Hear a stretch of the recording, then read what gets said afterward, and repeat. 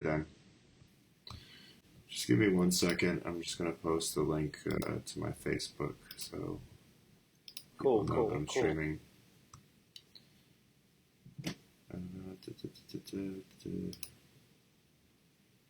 Okay, give me 1 second.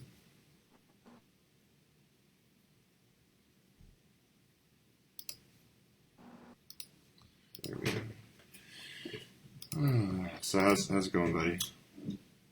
It's going right. What Pretty good. you up to? Right now, I've just been chilling out of school a couple hours ago. Okay, what school are you going to?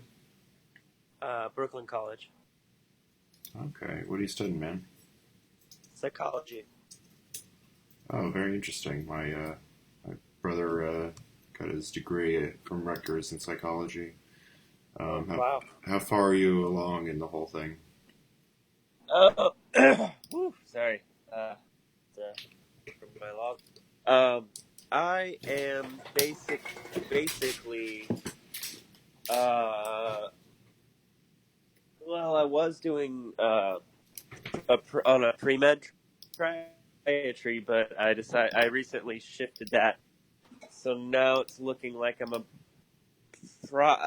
it's kind of complicated, but basically I could either graduate here or kind of stay on as like assistant while building my resume that way so that I can apply for a PhD program. Oh, very nice. So what would Yeah. you be, blue sky kind of, envisioning? What would you be doing with your degree? Well, that's basically found my lozenges on the floor where the cat threw them. That cat. The cat like through, like an angled throw? Seems like hard for a cat joint to do. Anyway, I'm sorry. It's What were you okay. saying? Um, so that's part of why I'm the research is to figure that out, to figure out exactly what kind of, if I wanted to do straight up counseling, if I wanted to do more research into that's what I'm thinking, but I just don't know. And the only way to find out basically is to do research, Mm-hmm. literally, uh, not just but you know, I'm, actually. I'm, I'm sorry, man. My, for some reason, the bit rate, the audio gets fucked up. So if I ask you to repeat some, like you just cut out. So what did you just repeat the last thing you Yeah, said? no worries. So that's why I've recently applied to a research program. It's a pretty good chance that I'm going to make it. I've been told by several people that are uh, involved in the actual acceptance committee and stuff that I'm a good fit. And so with that, that would lead to more networking and connections and stuff, and then sorry, rambling. Yeah, no From worries. that, more connections and stuff that would lead to more research opportunities, more networking, and basically help me kind of guide it along the whatever path All right, of cool. like addiction and stuff. But Is that something specifically you want to focus on? at least um, get the whatever training I need to be able to, um, I guess, handle that. I don't know that I would be working directly with, at least not all the time, but I kind of want to have the ability to do so. Mm-hmm. Um, but it might be more so on the aspects of like actually trying to figure out what works and what doesn't. Mm-hmm. Uh, In so terms of like probably helping people, or in terms of what you want to specialize in? what actually helps people, Mm-hmm. as Okay. opposed to just what we have in place now, which doesn't work. Yeah. So, what would you say is an element of how we either treat or view addiction that is unhelpful? I mean, there's a myriad of examples, but in your opinion, like someone who's studying psychology and Yeah. and someone who's currently going through kind of a transition in the way that you think about these things or the way that you try to self actualize, like what would be one example of a way that we misunderstand addiction? Yes. Yeah. There's a lot with the way, not just. Well, it's on so many levels. So there's interpersonal. There, the legal aspect of it. Um, uh, Kind of internal struggle, that the way that people deal with themselves when they're dealing with addiction, the way they're treated by their loved ones, by their peers, and then professionally, of course, as well as if things lead down negative enough pathway, if they get legal, basically it's just ostracized until you're just fucked and you just have no way to get up out of it. Mm-hmm. But even on interpersonal levels, I find that the number one thing that causes people to stay in their addiction and or relapse is lack of connection to other people. Yes, I would agree with that. There's I don't know if it's famous, but it should be. I actually posted about it today with my video. I put a link to it. There's a TED Talk about an experiment that was done somewhat recently, by a psychologist from Vancouver named Bruce Alexander. And he basically revamped this old experiment that was done, where they put a rat in a cage and they had two water bottles for the rat. One had just regular water, and the other one had either heroin. And no surprise, the rat would drink the drug-laced water until it died or passed out. Yeah. Sorry, just for clarification, you said it was laced with heroin. Yeah. Yeah. So the rat would just take it until it died. But so Bruce Alexander saw that experiment and thought, well, that's a little strange. I mean, no shit. Like, if it has nothing to do in there except for do heroin. So he revamped the experiment and he made a little, good sized container for the rat. He put other rats in there, little things for them to do, wheels and stuff, and toys and all that. And he found in that situation, the rats almost never, if not never, would, because they had each other. Mm-hmm. They had the connections with each other, and they were just too, preoccupied having their little rat-topia to ever really want to have the drugless water.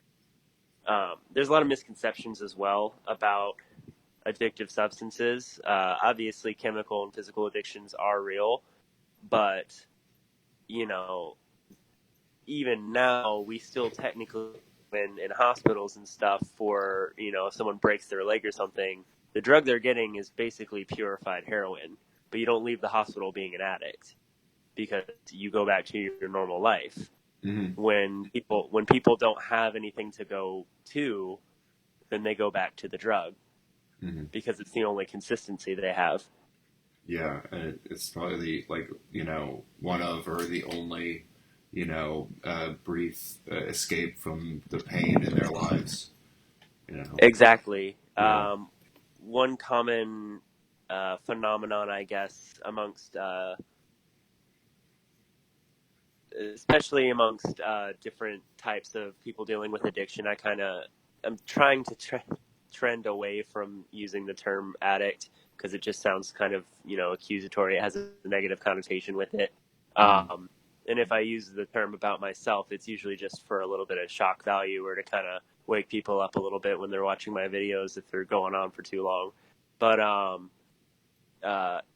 one phenomenon I know, the inability to be alone with oneself, Yeah.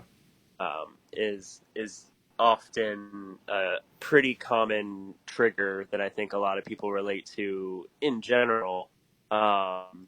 Maybe fortunate people have a productive hobby or something that, they do addictively, like my sister's an artist. My oldest sister is a painter slash visual, all different mediums. Mm-hmm.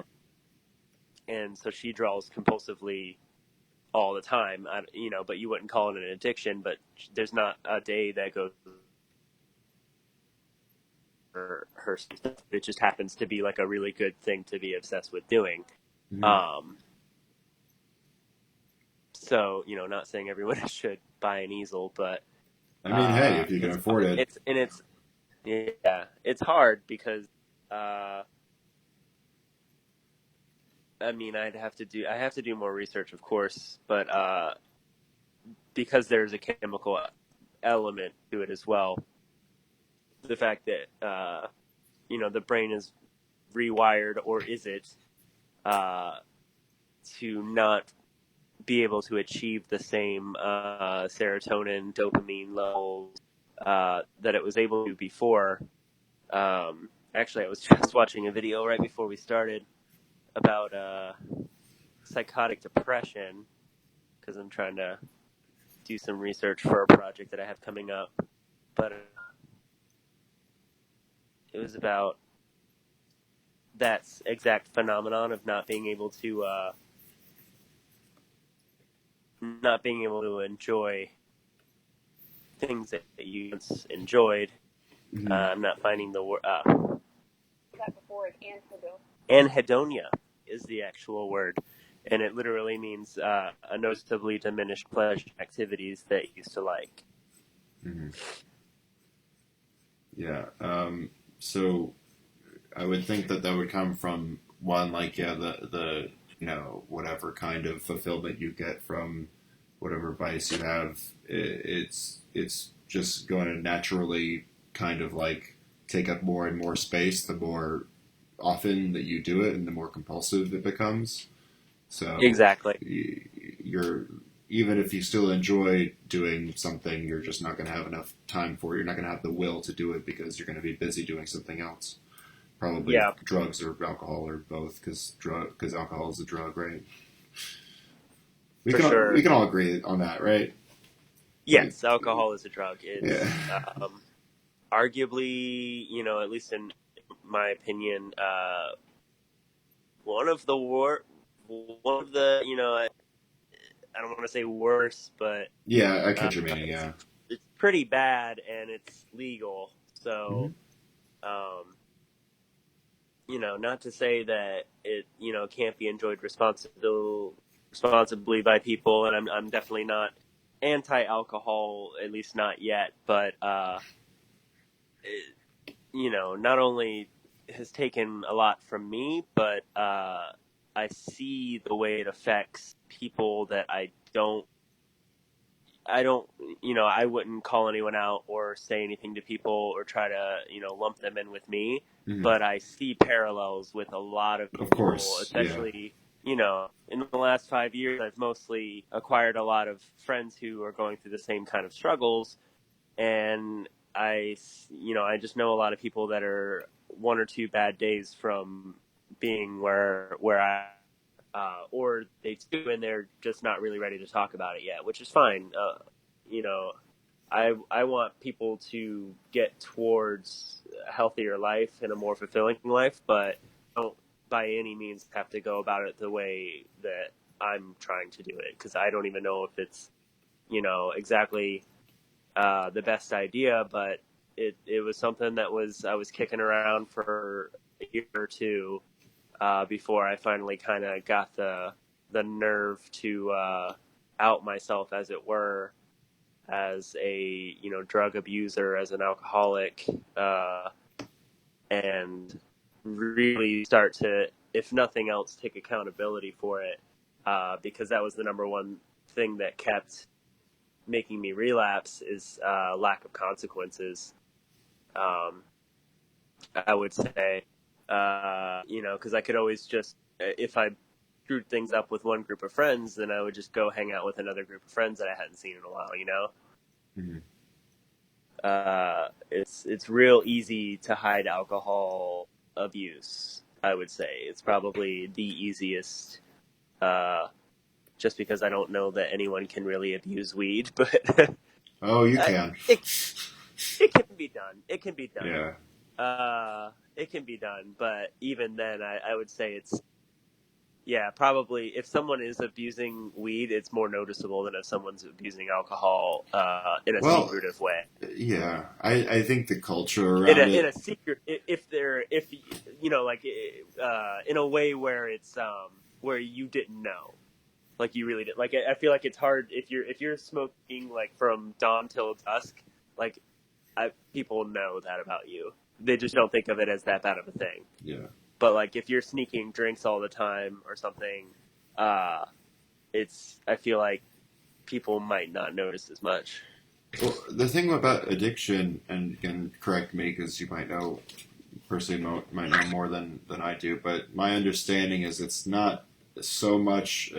Obviously, for someone to be an addict by common standards, it's like you're going to have to use it, or it's going to have to use it more, or use it to the point where it's affecting like significantly your relationships or your ability to function Yes. in your communities and whatnot, and your job and so on.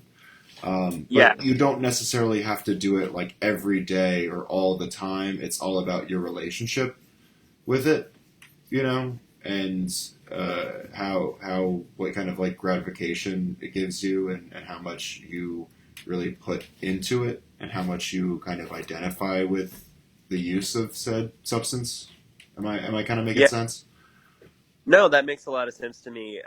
That's not only a pretty good definition for addiction, but really any uh, psychosis for any kind of mental disorder uh, is the hallmark of any mental disorder for it to be diagnosed is that it has to have a detrimental effect on your life. If you're super, when people are like, "Oh my God, I'm so OCD," like, but you're not. Like, even if you have OCD tendencies, that's okay as long as it's not affecting your life. Like when I'm closing my fridge door, I get very paranoid that it's going to pop open, or if I'm turning off the um, stove or anything like electric like that, or locking the door. Sometimes Mm. I'll push on the fridge door 8 times, like a musical pattern, like 1, 2, 3, 4, 5, 6, 7, and that's not really affecting my life in any way. It's just a little bit OCD. Yeah, it's going to make you a better cheerleader. Right. Yeah. Now, if I was in the kitchen for 2 hours because I just couldn't walk away because I was so terrified the fridge door was going to pop open, Hmm. then we could start thinking about, that's the difference. So, um, if the random person, I don't want to use alcohol in every example. Let's say someone who has a pretty decent job, they do okay. They make like New York like around $4,000 a month, so it's not great, but it's not bad either. They're doing well enough to be doing okay. And on the weekends, they go to parties and like hang out and do a little blow. Um, yeah, I like is that in every, and they do this for years, and it's not really having any negative effect on their other life. Maybe they kind of just grow out of it after a while or something. Maybe not. It's not hurting, but it's not helping. Right. Um, and I like to think, especially with alcohol, actually though. um, it's not so much is it hurting you, but is it holding you back? Mm-hmm. I've known so many people that, and myself included, who will get fucked up and we'll talk about all these things we want to do, um, and we want to write this musical, we want to like start our own talk show or create a YouTube channel or like make a funny series of parody videos, and that's all it ever comes to is that conversation, Mm-hmm. and nothing, because it's. And I'm sure you've been involved in tons of conversations like that with other creatives, and part of it's just fun, whatever. Especially if it's someone that you're not obviously probably really going to collaborate with or something, like you don't really know them. But I wonder how many things I would have done if I wasn't, secretly just wanting to get fucked up Mm-hmm. and talk about doing things as opposed to doing anything at all. Mm-hmm. Uh, Even the most seemingly insignificant kind of creative output, like what I'm doing right now, I don't really have any kind of, overarching, like I might use this as inspiration for like homework, maybe, yeah, but still, I think it's more productive than just like, drinking by myself. yeah, Even if I'm drinking while doing it, that's right. something, but not just It's still drinking more kind watching of YouTube channel. what's up? Like drinking and watching YouTube and watching other people do, Yeah. what you want to do. Um, that reminds me of another video that I watched recently. That it's pretty short and it's by a visual artist. I'm blanking on his name right now, but basically it was called Finished Not Perfect, and the short of it is that it's just like you need to create things. Like it doesn't matter, it's not ever going to be perfect, and even if you spent like all this time making something and it was perfect before you send it out there in the world, you're fucking hate it. It's not going to be perfect anymore. It's not going to be that great. So it's much more important. What I took from that is that it's much more important to be producing some kind of product. You're not gonna. I think a lot of us want that $1 million idea to just make that one YouTube video or that one post or stream or whatever. Do this thing that's gonna go up and we're gonna get famous. That just doesn't make sense. Or like you're gonna get discovered by the right person from that, and they're gonna take you under their wing, and you're gonna do all this stuff that's gonna make a real big impact on the world. It's like it's much more likely that you're gonna kind of just chip away for a long time, maybe, Mm-hmm. doing things, trying different things like that. I feel the same way, like you were saying, like with the videos I make every day. I don't know that that's the right thing to be doing right now. I don't know if it's like the best. I don't even have any idea. Really, like I usually wake up, or shortly after waking up, it comes to mind. And a lot of the days I'm like, fuck, I don't even know if I like have anything to say. I don't know what I want to talk about. And in those instances, I try to actually just take a back seat in my own mind and like, let's go, to class or whatever there is to do that day. Let's let life happen to me a little bit. Let my mind wander. And then most of the time that's where the whatever I'm about to talk about that day comes from, is, just from letting life happen at me, and then I just talk about it. And the only thing I really think that I can do with it is be consistent. And Mm-hmm. if other people notice, cool. If it just is an experience for me to kind of do, like you were saying, I think as well, it's just more productive than talking to myself about my Yeah. thoughts. Or just keeping it trapped It's inside your head. Yeah. yeah, it's out there in the world. It's my philosophy, or it's my philosophy in progress. Mm-hmm. It's every single day. It's how my thoughts are being formed and shaped, and I'm sure I'll look back at it if ever and cringe one day or maybe not or whatever, but Yeah. it's still, it's out there, if that's my epitaph, then that's better than having to say, uh, at the end of the day. um, I was thinking about, I'm very into comedy So you're and very into what? late night comedy. Okay. So, What are you, which comedians do you like? so my favorite is always been Conan. I grew up on Oh Conan. hell yeah! I was like I hoping you would never, say Conan because he's like the I one late night guy I like, but I don't really watch his stuff anymore. But I'm still a huge fan of yeah, Conan. yeah. I was always Conan. I would always wait for Leno to be over so I could watch Conan. My parents loved Leno for some reason. I thought he was kind of what other people think of him when I was Hmm. little.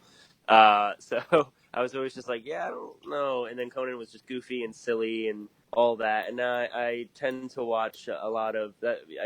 I'm probably not for the best, get a lot of my uh, news from like Seth Meyers and Hmm. Colbert, and I like Jimmy Fallon. I know a lot of people don't, but I think he's growing up a lot. Hmm. Um, which is funny to say about someone who's like 15 years older than me, but still, Hmm. um, he's matured a lot as a doing what he does. But the number one thing I was thinking about today involving that is that what a lot of people don't know about late night is that this is including SNL as well. I know you know a lot about the world of improv and writing and comedy writing and stuff, and there's a big ass cockroach. You've been around it. Yeah, yeah, yeah. I've been Um, immersed.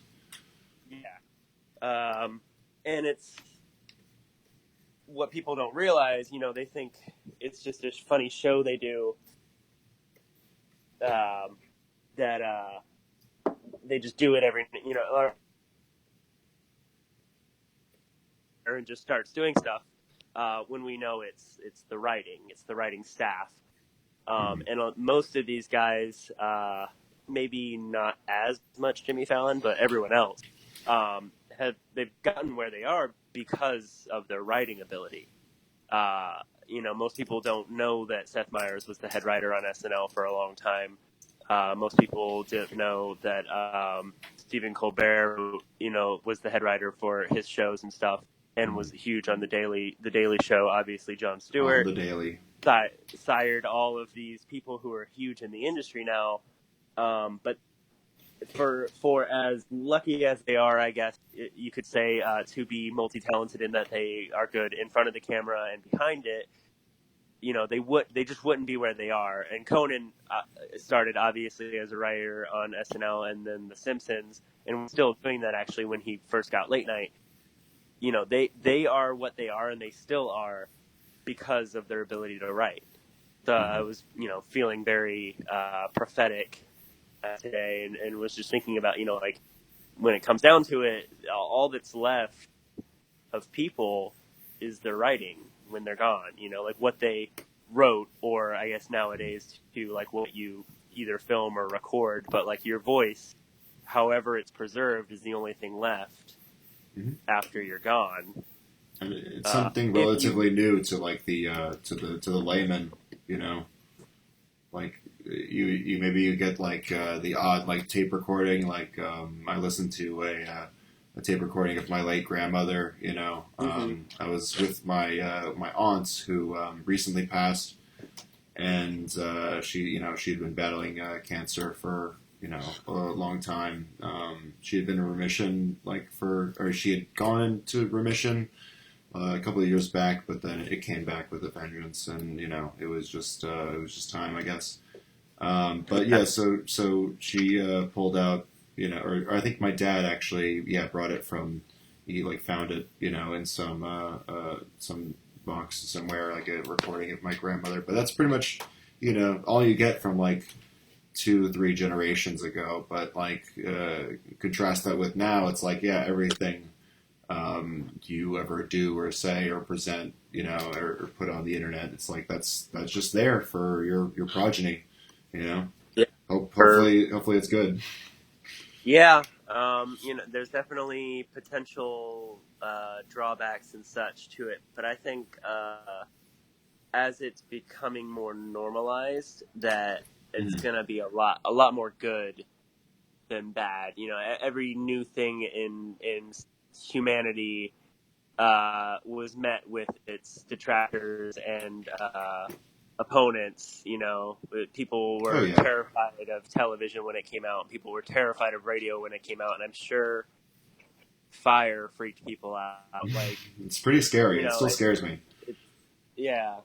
Um, New things are met with a lot of opposition before they become the norm, and then even something that's well, most things with technology are unique to our generation, but cell phones, they were the devil in school, and now today my teacher uses her phone to scan the class while we hold up answers, so we can do like a basically like a quick quiz thing as a class to test our knowledge or What's it whatever. called? So it's Like caboodle? There's like some. there's one like that. This one's Yeah. called this one's got another silly name or something. Yeah, but it's we all hold up the piece of paper with the little I forget what those are called, but the thing you can scan with your phone that it knows how to read it. And depending on how you The hold QR code. yeah, so depending on how you hold up the piece of paper, it reads as A, B, C, or D to the camera, and it's actually really cool. Like she can scan the class in like 1 second and capture all of our answers. Obviously, like right away, it creates type, to see who got it wrong, who's an idiot, and then tell us what the right answer is and stuff. Whereas something like that would have been clunky and really more of a time waster back in the day. It's actually super quick, and we knock it out in the last 5 minutes of class just to test our knowledge real quick of the lecture we just had. Mm-hmm. And I think that's just the little changes as our generation nears and now is slightly over 40 at the top end is just going to be things that were the devil when we were little are going to be more normal. Mm-hmm. Like I think even like within my generation or our generation rather, I forgot I to think I'm mention like Curtis. 2 years older than you. Yeah, I forgot to mention Curtis is 30 years older than me. No, but like the phenomenon of like online dating, it's like it was. I feel like it was so taboo in like circa like 2009. It's like you would kind of, well, it's not that taboo, but just with every decade, it's just like, oh, that's just an okay way to meet people. Like it's Tinder and stuff. Oh yeah, Everything still has its problems, but for the most part, it's like kind of you used to like hesitate more when you'd say you introduce your like person you were dating to your friends, and it's like, oh yeah, we met online, but now it's just like, oh no, we met online. It's exactly. not that big of a deal. So yeah, it's tides change and all that jazz, yeah. So, but anyway, yeah, I kind of wanted to like get back to. Sure. I mean, I'm totally fine. Like I'm a rambly Sam, so I love to just kind of go over whatever I feel like in the moment. But to sort of like circle back to your experience and kind of the reason why I specifically wanted to have you on to talk about your your journey. Is that too sappy to call it? Process. Yeah, process, trajectory. I don't know, whatever word you want to use. Journey makes it seem like I know where I'm going. Well, that's the whole point of a journey, right? It's like uncharted territory. So, did you?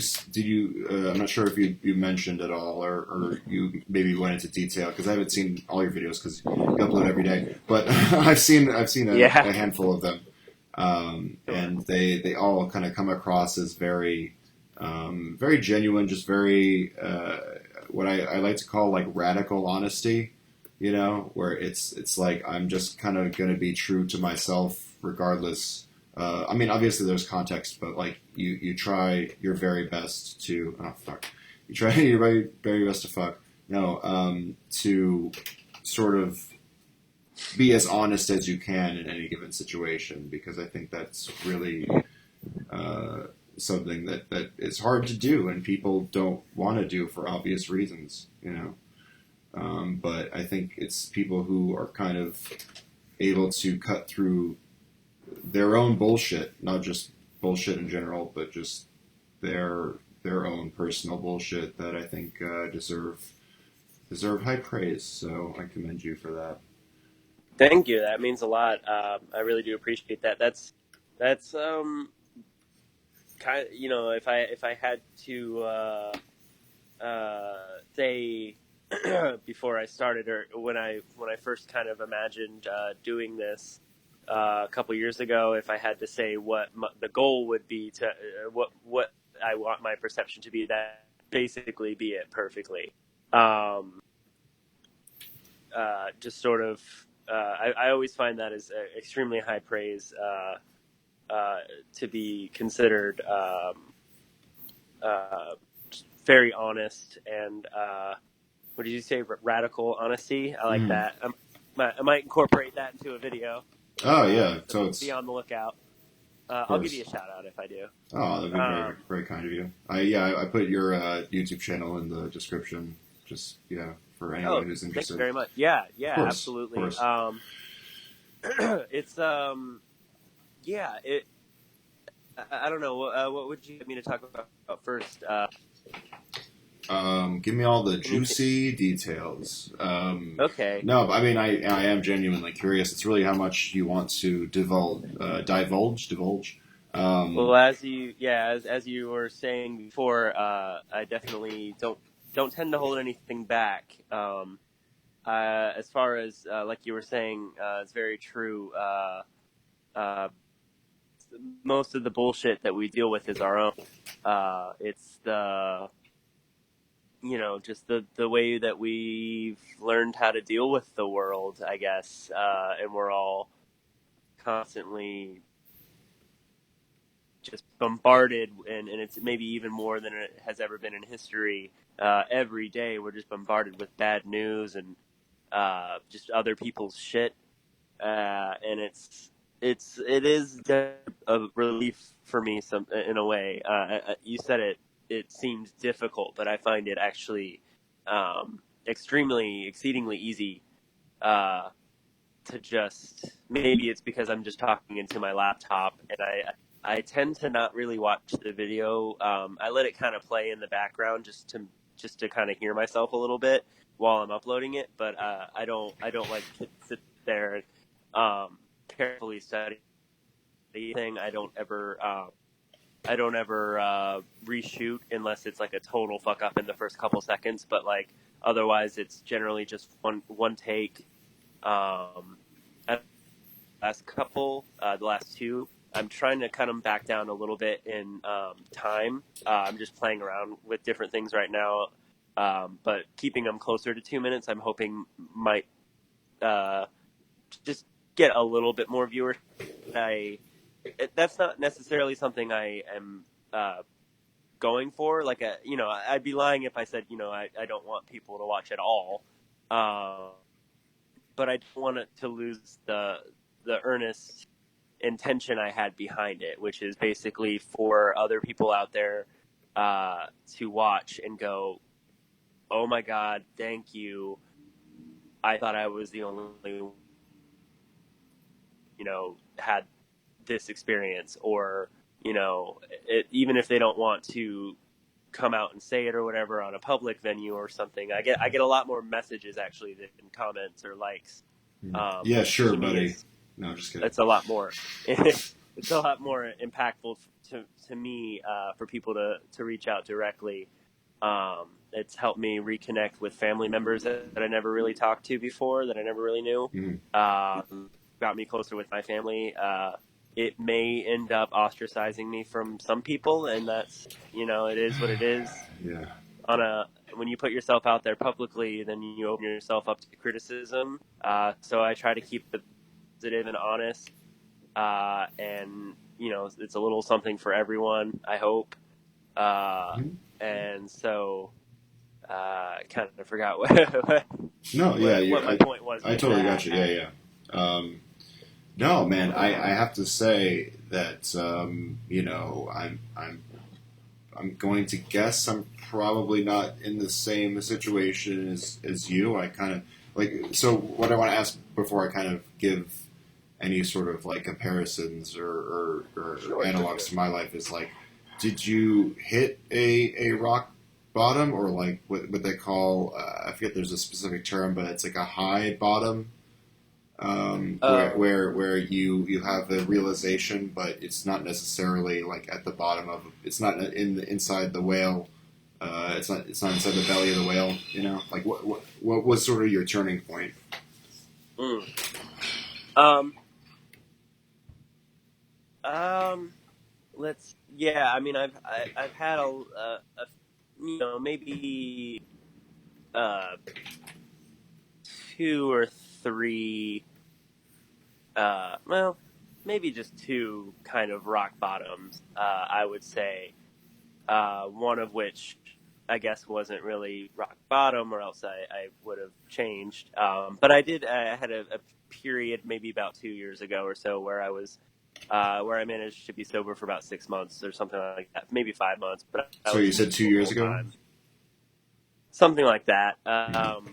I had basically had a big falling out with my closest friends. I tried to go to rehab, and well, to be fair, it was a really, really shitty rehab place. I mean, they were running it basically like a low security jail. Like, I definitely, kind of like we were talking about in the beginning of this conversation, I definitely disagree with the way that they were handling addiction because they were treating people like criminals.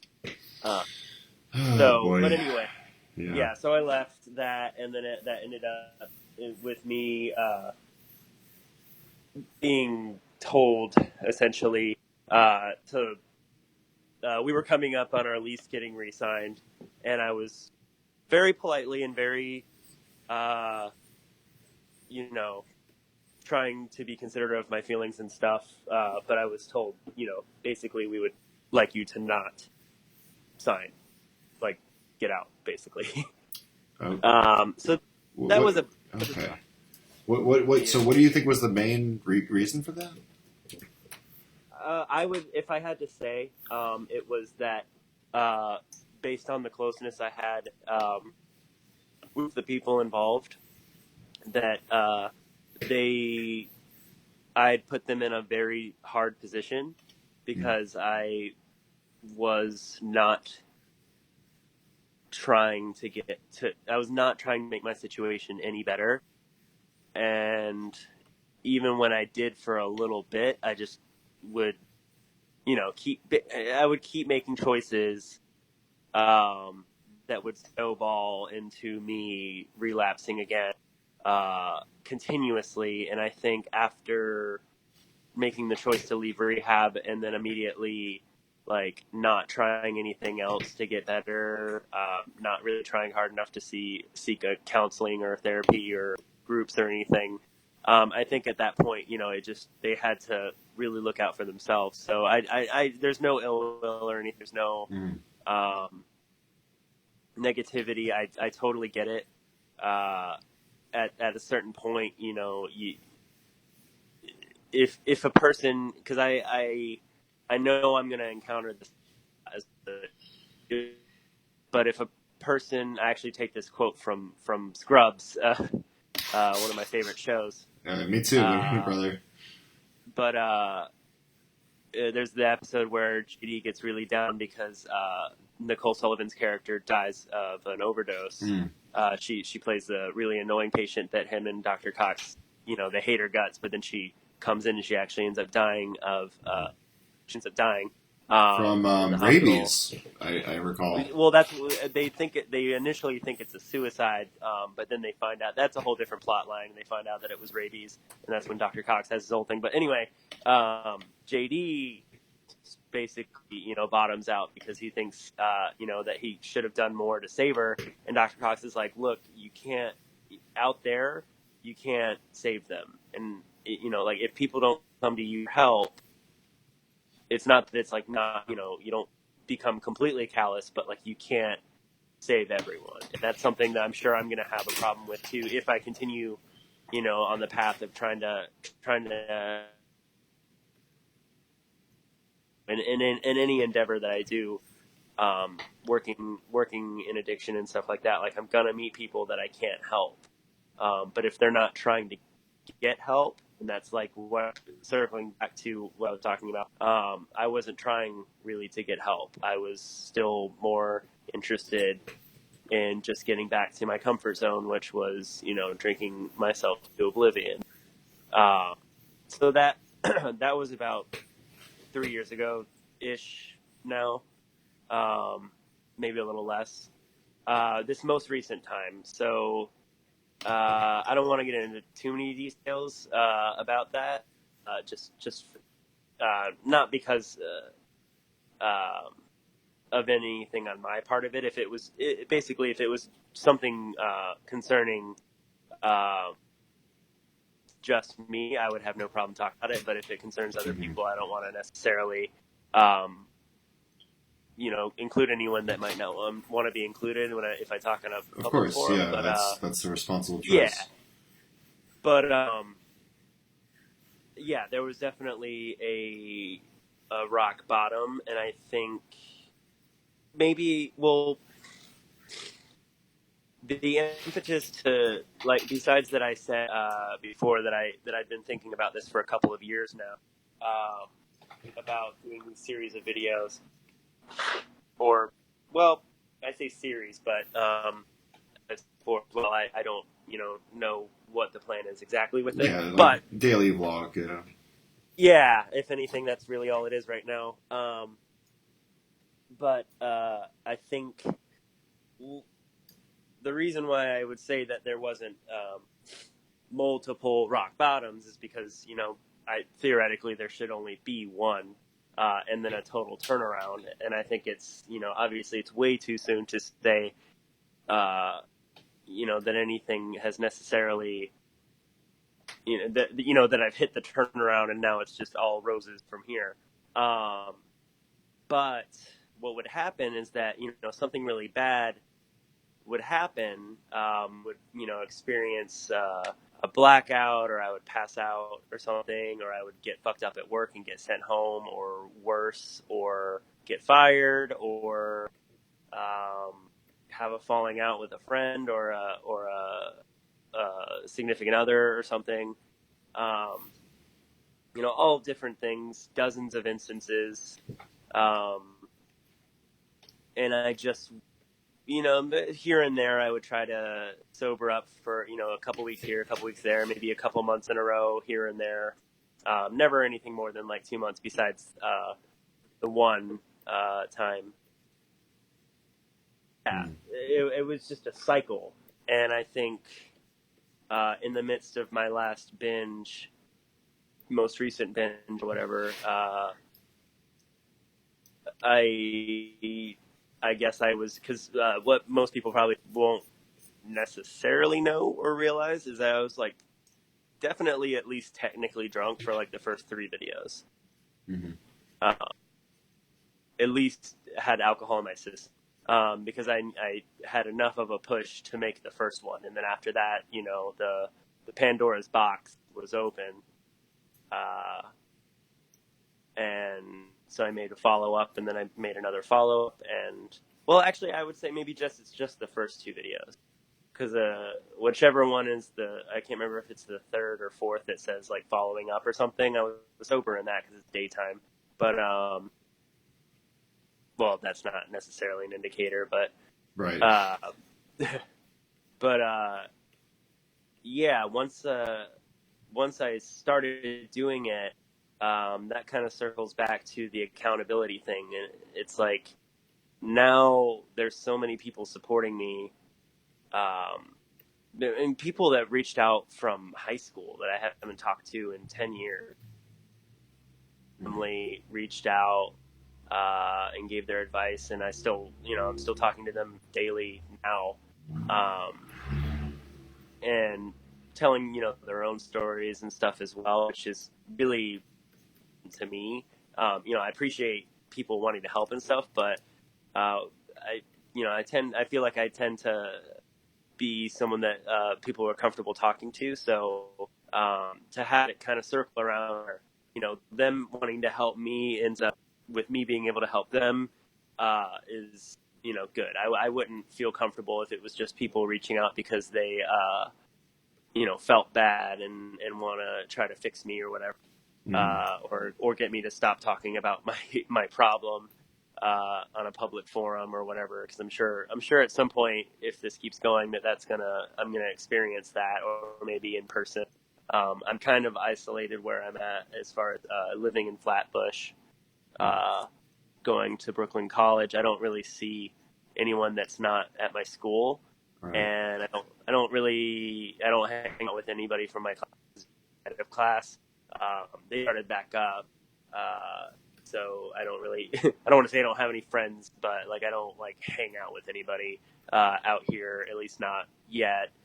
Dude, I'm in Flatbush every weekend. I totally blanked when you said Brooklyn College. That's where my girlfriend goes. So there you go. We should definitely meet up sometime. Yeah. Hell yeah. All right, sweet. Go get a drink together. Yeah. Oh, I'm sorry. Bad joke. That's pretty good. Yeah. So, we touched on a lot of things. I feel like there was something. Sorry, were you finished with your thought?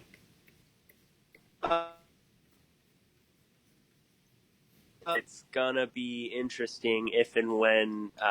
What I was getting at with the whole thing about being isolated out here in Flatbush is that I'm getting to enjoy still a little bit of anonymity. So you said anonymity? Yes. Okay, yes. Yeah, I can't say that right now. No, sorry. Also, the stream is cutting out, so yeah. Sorry, it keeps happening. I'm gonna try to fix that at some point, I guess. I just wanted to jump in real quick. That's part of the reason why I think what you're doing is it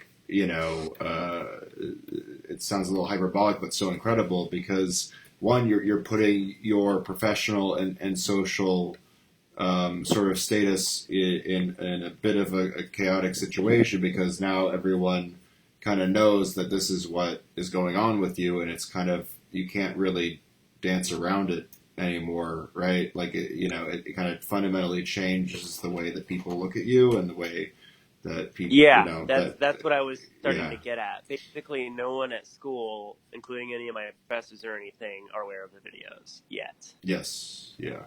So that's probably going to come up, and I'm getting to enjoy probably the last couple of months or so of leading kind of a double life, since I don't see anybody who's really watching the videos in person to get their non-filtered, person-to-person reaction. Even someone who might like it or support it, there's going to be that kind of drop in their voice, and then are you sure you want to be doing that, or is that really, They're and just like jealous. You were saying, yeah. As far as my, my reputation, my pride, all of that's out the window. After the first video, I was like, I have no pride, nothing like that anymore. I don't really care about what people think my reputation is going to be. Right. Or how I'm perceived. For the most part, there's people whose opinion I care about. But for the most part, if more people were to see the videos and have a negative reaction, like strangers or something, I think I just would not respond. I don't see any reason to, and I wouldn't want any of my friends to either. Yeah. Wait, are you talking about trolls?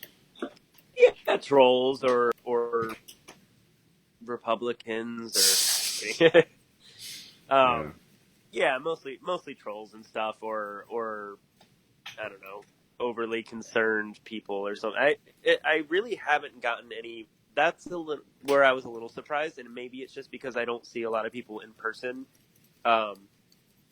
who I might get this reaction out of. But I'm surprised that so far I really haven't gotten any overly concerned reaction. But maybe it's because there's still I'm reaching an audience of probably 25 to or so people a day, give or take. Less on some days, more on others. I find sometimes I don't get any reaction at all from a video, and then 2 days later it'll sort of pop up to a little bit. Some, I notice it. I don't really go into the YouTube part of it that keeps track of it for you. I just notice the algorithm stuff. Facebook. Yeah, I don't care about that yet, just because I don't know with it. I don't know if I want to, plan them out. Probably not. Or if I want to sort of change the any aspect of it, really. I don't. No need to go into all the different permutations but basically, the idea of changing it in any way, as far as presentation wise, occurs to me. But as of right now, I just haven't had any inspiration, and I don't think I should make any dramatic changes unless it comes organically. Yeah, of course. I mean, part of what I think makes them compelling is just how candid you are, and there's really no reservations. Like, I feel like for the stuff that you're doing, production value isn't really too much of a, necessity. I need to put some PowerPoint. Yeah, just put some slides in there, Some graphics, some like the animated gifs of like a little chef making some pizza. Spin into focus. Yeah. No, just all you need is a blue background with like white text, and then just fade into your face, and then you can talk. Really make it pop. Mm-hmm. That's like, isn't that like every single video from like early YouTube would just intro with a blue screen? Like they're all using the same default like video editing software. Oh man, good times. I don't even know what my YouTube channel is called.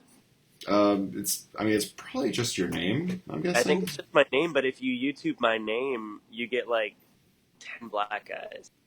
Before I never see me at all. I'm pretty sure I just if I type in Curtis, I just looked you up, and the first one is Dr. Curtis Reed, and it's a picture of milk, like a jug of milk. Yeah, okay. I'm looking at it now. There's a famous black musician I knew about.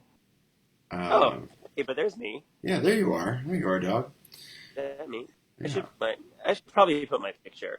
I could do that. Okay, yeah. Actually, I looked myself up like this like a week ago, but now I'm actually kind of popping in here. Oh shit, you're blowing up. Yeah, blown up. I think one thing too that I didn't realize. 24 views. Oh shit. I didn't realize that I hadn't made them public on my Facebook until a couple days ago, so I went back and made everything viewable to anyone. I'm not sure if that'll make a difference or anything. Mm-hmm. Again, that's it's not really the point of all of this, but at the same time, with no audience, it's gonna be hard to know where to go next. Mm-hmm. As far as what kind of content about my life would be interesting to others, and sort of eventually shift gears, or try to keep that balance where my experience is part of it, but it's still relatable to other people. I don't want to necessarily just make an autobiography. Well, I kind of do, but well, it could be a portion of it. It doesn't have to be all of it, right? It doesn't have to be all of it. Yeah. It's just still sort of in its infancy, so it's hard to say what it's going to be, if anything, or if I, go a totally different direction, or just decide not to make YouTube videos anymore. But I think the number one thing to talk about a lot in my videos is just being consistent. It's something that I've never been in any shape or form. That really hit home when you said that. Sorry, I didn't mean to cut you off. But no. When you mentioned that in one of your I think recent videos, it's like you said like I've never really and this is your words, not mine, so I don't feel like I'm shitting on you, but like I've never really committed to anything or stuck with something like that I wanted to do for a long period of time, and I'm like, fuck, Yeah. I don't do that. Yeah. There's so many like half started projects, and I know that's not like uncommon. Like a lot of creative people, especially like people on the spectrum, which I sort of diagnosed myself because I think I have some spectrum equalities, but I don't really want to call myself autistic. But all like my friends, my entire life have been autistic, so I'm just starting to see maybe maybe there's something Well, going on in there. But if it's any consolation, this I've watched a recent, actually it was an assignment for class, but it was a very interesting lecture about. I never realized that the spectrum, as it were, isn't just pertaining to autism. It starts with autism and its various permutations, but it goes all the way up through what they're still calling normal, which is probably not ideal. All the way neurotypical, I believe, is the PC they're term. typical or whatever you want to call it, and then Yeah. it goes all the way to schizophrenia. So, Ah. which is where I feel I have more of those tendencies, um, and How do you mean exactly? so basically a lot of the genes that are either active or not active in patients that experience or are either symptoms or fall into the autistic side of the spectrum. Uh, the inverse of those situations often is like, so if something that causes a certain autistic trait, if you like invert that condition, take out the opposite. I've never heard this before. Yeah, I can send you the link because it's really cool. It's Sure. pretty long, but you can kind of skip around. Yeah, I'll send it to you. I don't think I've talked about it in my videos yet. It's sort of a new-ish idea.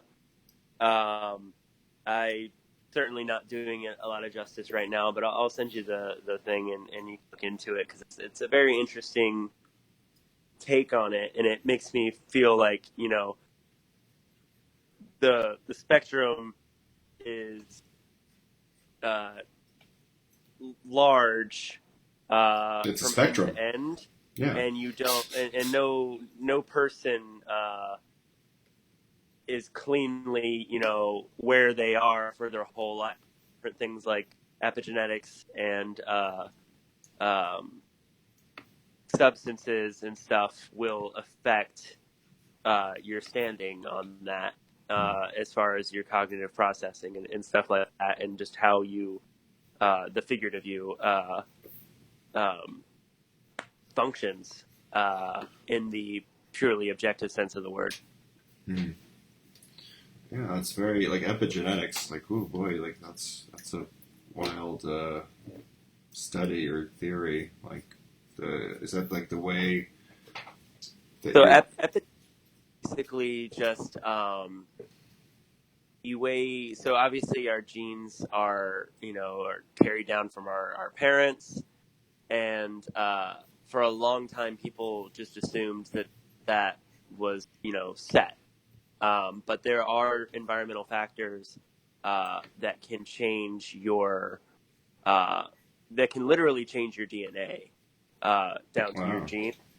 Yeah, and so that field of study, uh, uh, all of that is called epigenetics. I'll pull up the study of the changes in organisms caused by modification of gene expression rather than alteration of genetic code itself. So it's not changing. It's not changing the actual genes in your DNA. I misspoke a little bit there. It's changing which ones are being expressed and which ones aren't, and that can happen. That happens while you're alive. It's due to your environment. It's due to um, your nutrition and stuff like that. It's why we develop things like diabetes and stuff like that. Hmm. So So or that's mental disorders as well. So it's not necessarily that's why it's such a multi-layered,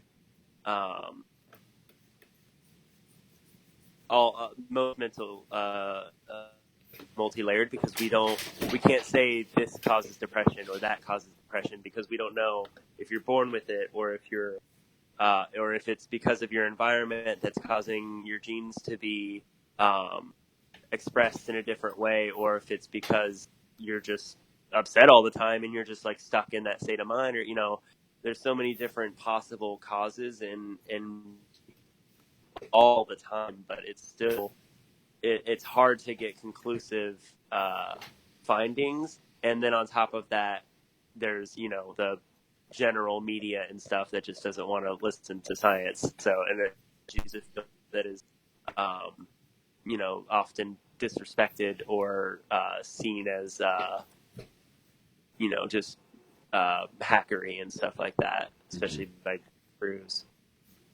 By who? Tom Cruise. He doesn't believe in psychology. Yeah, he's kind of that bastard Tom Cruise. Yeah, with his misinformation. He doesn't believe in. Well, I think actually his thing is that he doesn't believe in psychiatry. Which, to be fair, I have my own ethical issues with the prescription of medication. But let's get into it. Yeah, that's more over prescription of medication. That's why I decided to not pursue med school, because I knew I would be under the thumb of, old doctors that were afraid of losing their jobs and their money. Dude, capitalism, dog. Capitalism, big pharma, private insurance companies. It's a shit load of fuck. It's a fuckload of shit. Sorry, I'm channeling the angry video game nerd. Yeah, no, it's really aimed at getting people to just consume a product as opposed maximize those profits. Maximize those profits at the expense of humans. Exactly. So it's pretty interesting, multi-layered issues all over. And that's kind of what I want to get into as figure out better ways to help people while kind of going on my own journey, as it were, and finding somewhere middle of just trying to be like, my dream is to just like be boring. I just want to be a normal person.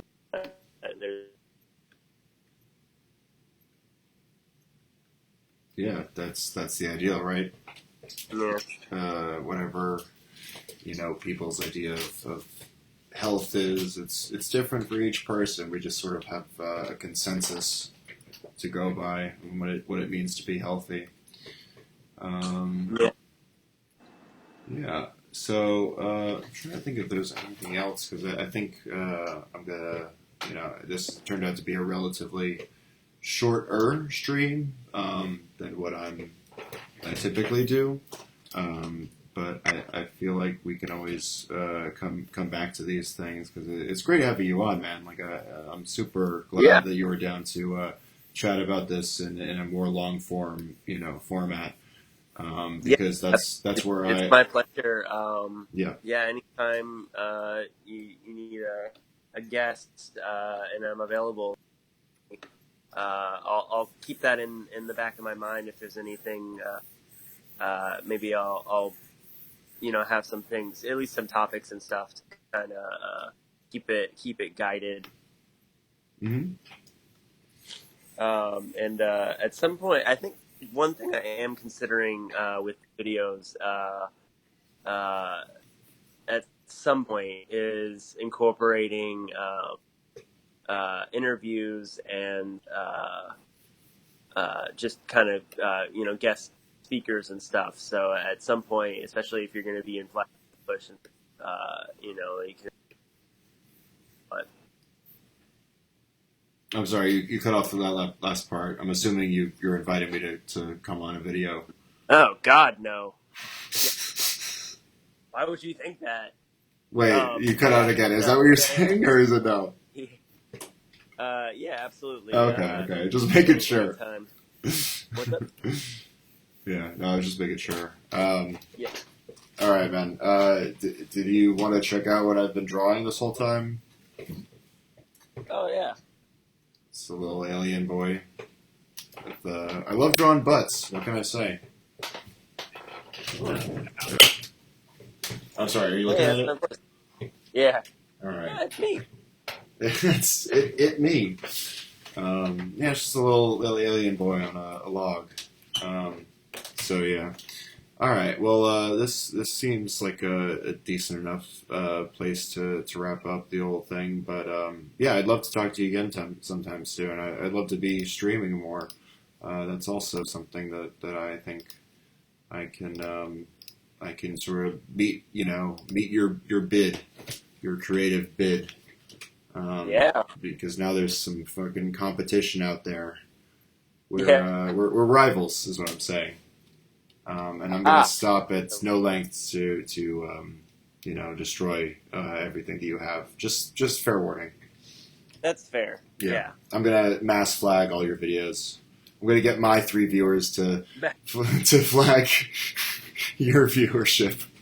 Like Facebook is like, I'm sorry, the video has to have more than you can't flag it. Actually, it's not been viewed, so it can't flag. You just get a Facebook message from Mark Zuckerberg, like, come on, hasn't he been through enough? Yeah. Just chill, guys. All right, man. Thank you so much for joining me tonight, and again, keep it up, man. You're doing God's work, if there is a God. Probably not. Prob's not, but if there is, they've got your back. All right. And I'm him. Peace out, dude.